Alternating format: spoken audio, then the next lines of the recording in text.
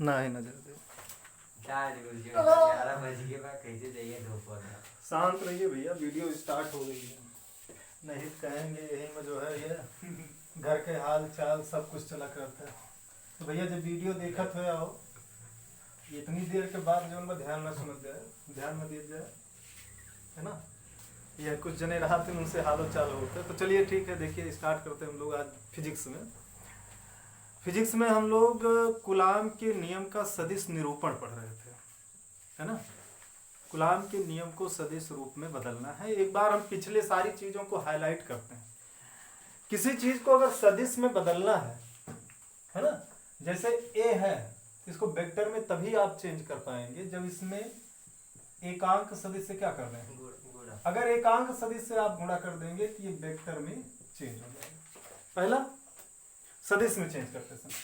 फिर उसके बाद सदिश निरूपण में जैसे वेक्टर ए बी है ना, तो इसको क्या लिखते हैं, ओ बी माइनस ओ ए, है ना।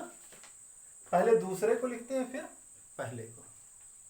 जैसे किसी सदिश को लिखना हुआ तो जो पहला होगा वो दूसरे बिंदु पर जाएगा और जो दूसरा बिंदु का निरूपण होगा वो पहले लिखा जाएगा। बात समझ में आई ना। अभी जैसे आपका L M, vector L M minus vector L D, तो बताया इसका क्या होगा, ना डी एम, उल्टा जैसे ए बी पढ़ते हो वैसे डी एम, ठीक यहाँ पे गलत किए थे, एल डी रहेगा, डी एम। समझे नहीं, समझ में आया, कोई दिक्कत यहाँ पे नहीं, डी एम, डी एम से समझ में आ गया। चलिए हम लोग जो है क्या कहते हैं, कूलाम के नियम का सदिश निरूपण पढ़ने चल रहे हैं। मान लेते हैं एक पॉइंट ए है और एक पॉइंट बी है। ए पर चार्ज रखा गया है क्यू है और बी पर चार्ज रखा गया है क्यू टू, है ना। ये दोनों एक दूसरे पर बल आरोपित करते हैं, दोनों एक दूसरे पर बल आरोपित करते हैं। तो सदिश निरूपण में एक चीज ये निकालना होगा कि पहले इसके कारण इस पर लगने वाला बल और फिर इसके कारण इसके वाला। जो हम लोगों ने पढ़ा था कूलाम का नियम, वो दोनों के मध्य लगने वाला बल को पढ़ा था। यहाँ पे एक चार्ज के कारण दूसरे पर लगने वाला बल पढ़ेंगे हम लोग, है ना। बात समझे नहीं। चलिए अब ये Q1 चार्ज का मान लीजिए ये बिंदु ए है, बिंदु ए पर मूल बिंदु O से स्थित सदिश कितना है, OA, और ये इसकी स्थित सदिश कितना है, OB। समझे ना। जब भी किसी सदिश राशि को निरूपित करते हैं तो उसके लिए स्थित सदिश ले लेते हैं मूल बिंदु, है ना। तो A की स्थित सदिश क्या होगी, OA, और B की स्थित सदिश, रिकॉर्डिंग नहीं चल रही क्या, चल रही है लेकिन वो बैटरी लो हो गई है ना, बड़ी समस्या रहती है भैया। ठीक, चलो देखो लाइट वाइट तो आ नहीं रही है, धुंधला हो गया। हाँ धुंधला नहीं हुआ होगा, दिख रहा होगा, हल्का हो गया। हाँ बस लाइटिंग उसकी हल्की हो गई होगी ना। अभी पूरी लाइट पे कर देंगे वो दिखेगा, अच्छा दिखेगा। बैटरी और जल्दी लो। कहेंगे सर पढ़ाते कम है, अपने कैमरा का ज्यादा ही होता है, क्या करें भैया, है ना। गरीब आदमी है, लॉकडाउन है तो ये यूट्यूब पे पढ़ा रहे हैं, नहीं तो कहाँ पढ़ा पाते, दूसरे के मंगनी मोबाइल लेकर के आके वीडियो बनाते हैं। खुद के पास मोबाइल भी नहीं है, कीपैड वाली मोबाइल है, तो जब उसको चलाना होता है ना तो कीपैड को पहले ढूंढते हैं, उसको एक एक जगह बिठाते हैं, फिर उसके बाद टीपते हैं। कभी 5 की जगह 6 टिप जाता है, तो कभी कुछ 4-5 बार मिलाते हैं तो एक बार एक जगह सही नंबर लगेगा, है ना। 4-5 जगहों पे लगाएंगे फोन, गाली सुननी पड़ती है, भैया कहाँ लगा दिया रॉन्ग नंबर, है ना। एक टू है उसका डिस्प्ले काम नहीं करता, अंदाज के बटन दबाते हैं, है ना।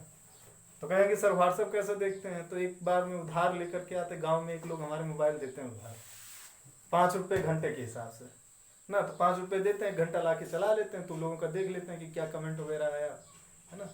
थोड़ी मदद करिए कि भाई अगर यूट्यूब पे फेमस करा लिए पढ़ने पढ़ाने में, है ना, नए मोबाइल भी ले लेंगे और नया वीडियो रिकॉर्डर भी ले लेंगे और उसी के हिसाब से जो है बनाएंगे। तो लेकिन फेमस तब कराएंगे जब आपको समझ में आएगा। चलिए समझते हैं, है ना।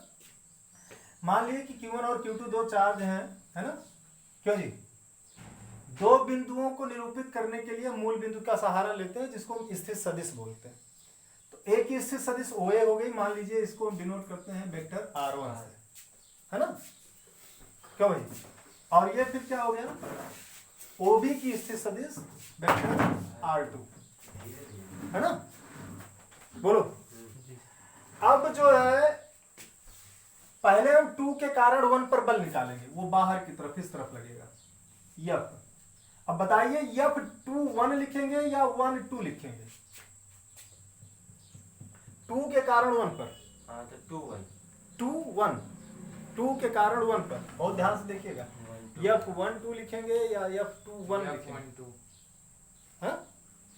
नहीं सर जी अब 2 1 पक्का? के कारण 2 के कारण 1 पर ध्यान दीजिएगा, 2 के कारण 1 पर लिखेंगे ना, 2 से पहले पे आ रहे हैं तो उल्टा लिखेंगे, क्या हो जाएगा तुम्हारा? F, एक सेकंड रुक जाइए, देख लेते हैं, हम भी चेक कर लें एक बार।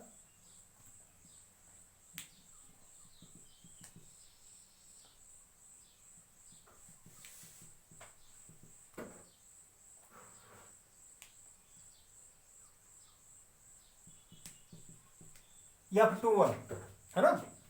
देखिए 2 के कारण पहले पर बल अगर हम निकालेंगे तो ये पहला बल हो गया और ये कितना हो गया? दूसरा हो गया। तो फिर क्रम में हम कैसे पहले किसको लिखते हैं? दूसरे को फिर पहले को, है ना? तो देखिए ध्यान से, ये पहले वर्क नहीं किए थे, उसके लिए जो है आप लोग वो ना ध्यान दीजिएगा। तो पहले पर दूसरे के कारण लगने वाला बल क्या होगा? वेक्टर F2 1, है ना? अभी वो क्लियर हो जाएगा, समझ में आया ना? Okay yes. अब चलिए वेक्टर, पहले तो हम जो है बात करते हैं केवल F21 की। F21 बराबर फार्मूला क्या आएगा? 1/4πε0 Q1 Q2 upon R square. R बोले तो BA स्क्वायर, अभी BA रखिए, B से A की बीच की दूरी, है ना?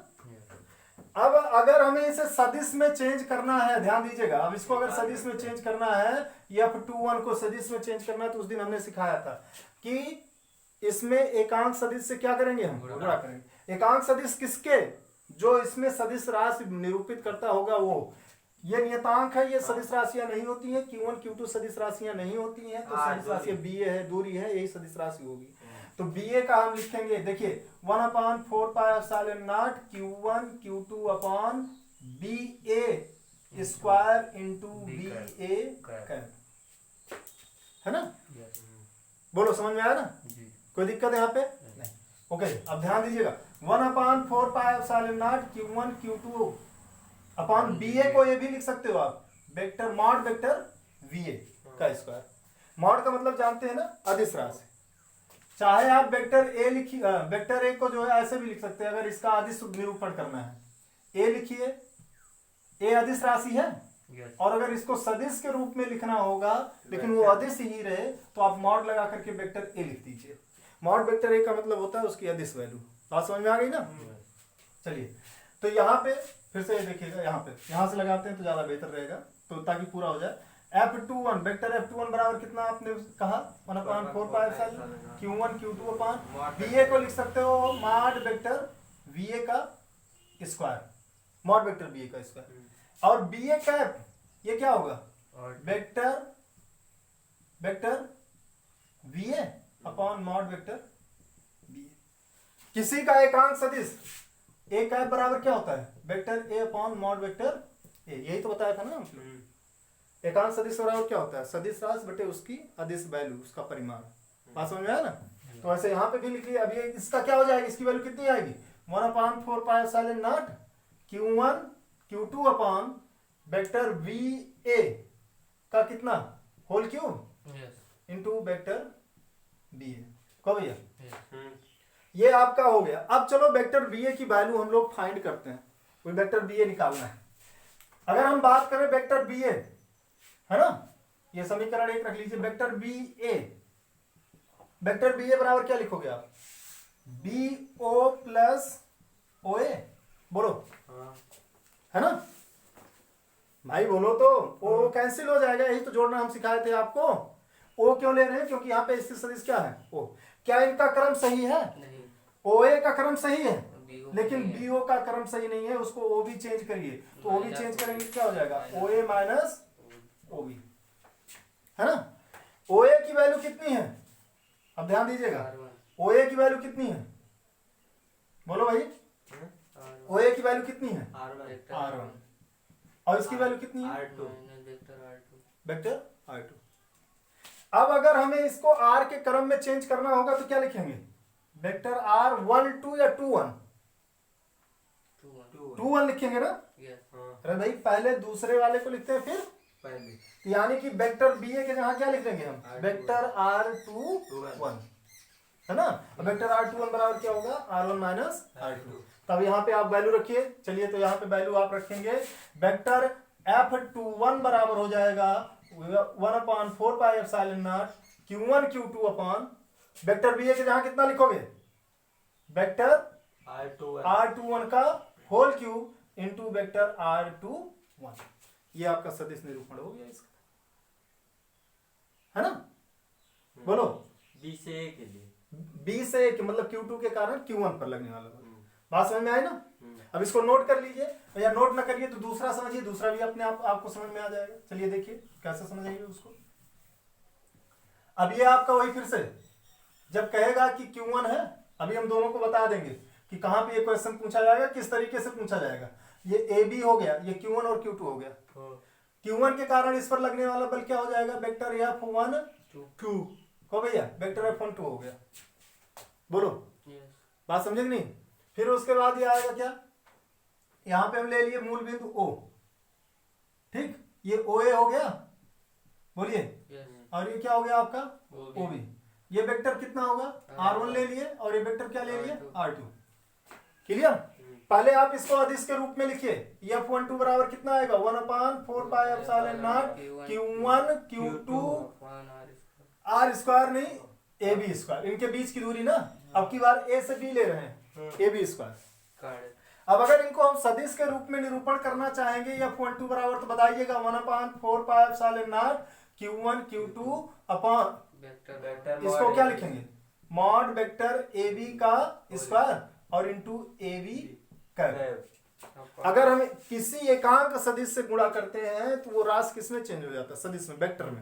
अगर जो है यूनिट वेक्टर से किसी वैल्यू में अगर आप मल्टीपल करते हो तो वो वैल्यू क्या हो जाती है, एकांक सदिश हो जाती है। मतलब सॉरी, एकांक नहीं, वेक्टर में चेंज हो जाती है। किसी भी क्वांटिटी में, स्केलर क्वांटिटी मतलब अदिश राशि में, अगर उसके एकांक सदिश से आप गुणा कर दिए तो वो किस में चेंज हो जाता है, वेक्टर क्वांटिटी में, है ना, मतलब कि सदिश राशि में, है ना। अच्छा, जरूरी नहीं है कि एक कैप से ही गुणा करो, उसके लिए जो सदिश राशि होगी उसी से आप गुणा कर लो। आई कैप से गुणा कर दोगे तब भी वो चेंज हो जाएगा, जे कैप से गुणा करोगे तब भी वो चेंज हो जाएगा। बस ये देखना है कि उस राशि में सदिश का निरूपण कौन कर सकता है। ये लोग नहीं करेंगे, Q1 Q2 नहीं करेंगे, कर कौन सकता है, AB, इसलिए AB कैप से गुणा कराया गया। बात समझे ना। अब AB कैप बराबर क्या होगा 1/4 pi epsilon not Q1 Q2 upon mod vector AB का स्क्वायर, ये कितना हो जाएगा, vector AB upon mod vector AB। Okay, अब इसका अगर गुणा कराएंगे तो कितना आ जाएगा 1/4 pi epsilon not Q1 Q2 upon mod vector AB का whole cube into vector AB। अब ये AB की वैल्यू निकाल लेते हैं हम लोग, है ना, AB की वैल्यू निकाल लेते हैं। क्या हुआ, स्टोरेज फुल हो गया था,